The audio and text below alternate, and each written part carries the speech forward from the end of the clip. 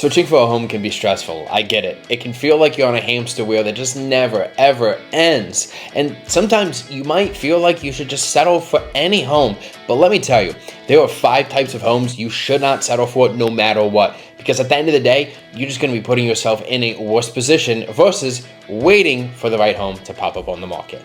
Hi, my name is Austin Garner. I am a Delaware Realtor with 7 years of experience and I've overseen 700 plus transactions. And today, I'm going to dive into these 5 things you need to avoid when buying your next home in order to save you thousands. So if you're ready, let's get started.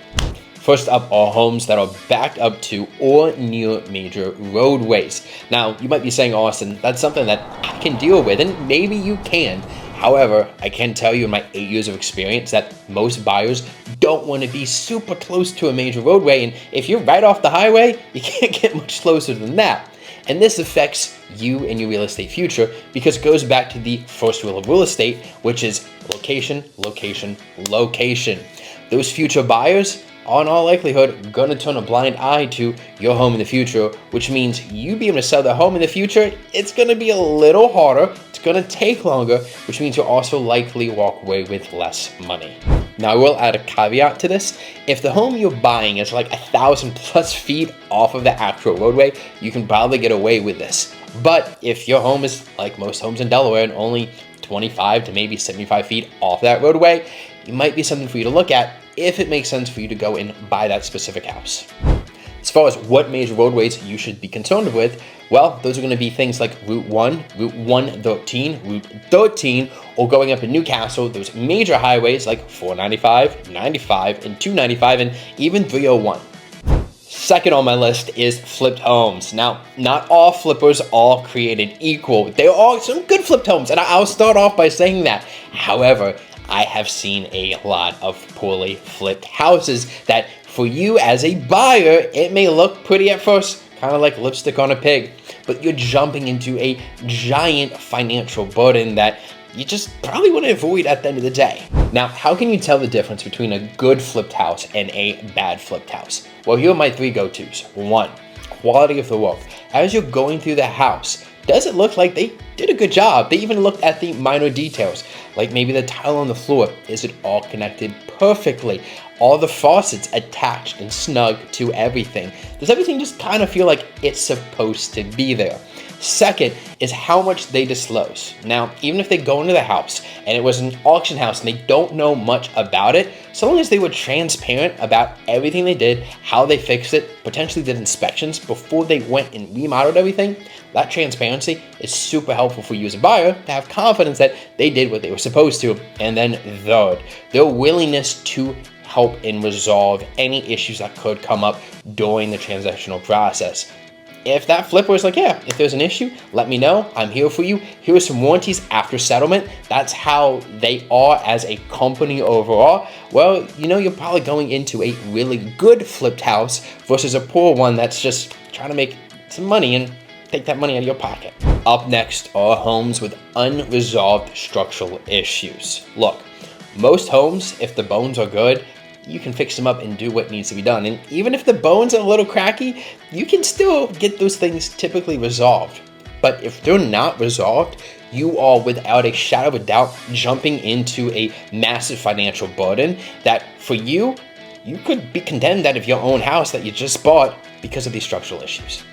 Now, I'm not talking about minor issues or issues that haven't resolved. Most houses will have things like settlement cracks. It's part of the process of building a house and it getting comfortable in its foundation. You may even see some things like trusses that have been cut and then repaired. That's perfectly fine because so long as the work was done by a licensed contractor, you're good. But it's the things that aren't resolved. And sometimes we see it when people do a little do-it-yourself or they hire out a less than good contractor to take care of what they need, and they'll just start cutting away, whether it's at structural beams, whether it's at truss, whether it's just giant holes in the wall. So when it comes to that, if you end up getting an inspection on the house and you see some of these major structural issues, if that seller is unwilling to resolve those issues, it's probably a good sign that you need to turn out and go somewhere else because that house is likely going to turn into a massive financial burden for you in your future. Number 4 are homes that have multiple high-ticket items that you're going to need to either get repaired or completely replaced as soon as you get ownership over the house. Now, if you're going with a government-backed loan, that likely is an issue because that house wouldn't be financeable with those major issues going on. However, if you're going in with cash or conventional, might be something you can swing, but you need to be prepared for those financial things to pop up that you're going to end up having to deal with. Like a new roof, there's $25,000. A new septic, another $25,000. Need a new hot water heater, there's at least $5,000. Anything else that could pop up, you're talking about a $50,000, $60,000, $70,000 investment off of a house you just purchased, which, hey, if you got the money and it's something you want to do, by all means. But if you're not looking to take on that much responsibility and headache, especially for those first few months of home ownership, it might not make sense for you to do that and turn away and look into something that's a little key-turn ready.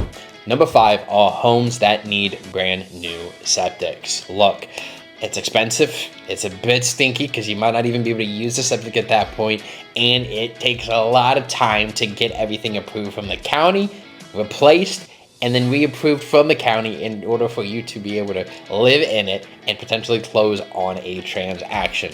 Don't get me wrong, I've helped multiple clients do this, but it is something you need to be prepared for. So here's what you need to know. If the home does need to get a new septic installed, typically you've got to go out and get a perk test if the seller hasn't done already. That can take anywhere from a couple weeks to a couple months. Once that comes in, they'll get a design made of the septic and go for state approval, county approval of said septic system. Again, that can take a couple weeks to a couple months. Once that's been approved, the septic company then can come out and start doing their magic, and depending on their availability, that can take a couple weeks to a couple months. And then once that's finished, they'll go and send that documentation to the county and to the state saying, hey, everything is good. So realistically, the fastest I've ever seen a septic get replaced is in about 60 days.